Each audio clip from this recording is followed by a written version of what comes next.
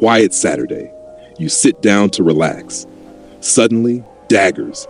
No yelling yet. Just that look. The one that says you did something wrong, except you didn't move from the couch. That's not an accident. That's a switch flipping somewhere you can't see. And if you don't understand what just triggered it, you'll spend the rest of your relationship confused about a war you didn't start. If you're new here, welcome. This is The Unseen Mind, where we decode exactly what is running inside a woman's mind. Body. Here's the thing, nobody tells you about that moment on the couch. It was never about the couch. What set her off is invisible to you because you weren't tracking it. She was. Dishes from last night. A kid's backpack that needs repacking. Laundry sitting in the dryer getting that damn wrinkled smell.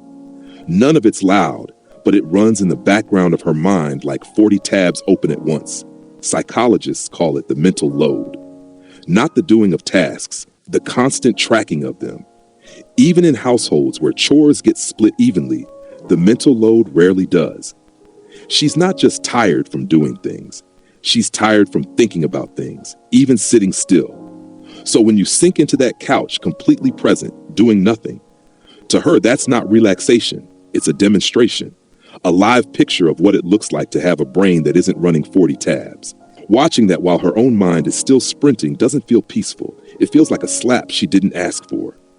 A lot of men read this as laziness. It's not. It's asymmetry. Quiet math, she's been running for weeks. I don't get to just sit. Every time she watches you do it without a second thought, that math gets more bitter. Resentment rarely shows up as one big explosion. It shows up as residue, left behind every time the imbalance gets confirmed again. She probably can't even name it in the moment. She just knows she's mad, and you on the couch feels like the reason. Though the real reason's been building since Tuesday. Unspoken imbalance always finds a way to surface, quietly, sideways, over something small. There's a timing pattern too. It's rarely random which Saturday she snaps, usually right after a stretch where she was holding things together solo. In attachment psychology, that's protest behavior. When someone feels unseen long enough, the nervous system reaches for whatever gets a reaction, because a reaction proves you're still paying attention.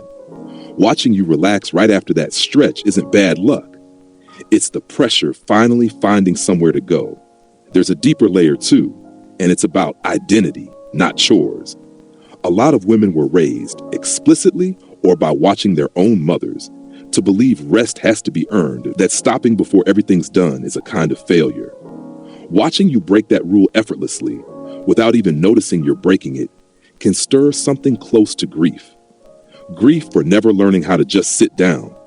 And don't sleep on the scorekeeping instinct. It's not petty, it's protective. Fairness is one of the oldest survival wiring humans have. When the scale tips too far for too long, the brain treats it almost like a threat. That couch moment is the scale tipping in front of her eyes in real time. Here's the part a lot of guys don't want to hear. Sometimes this gets used.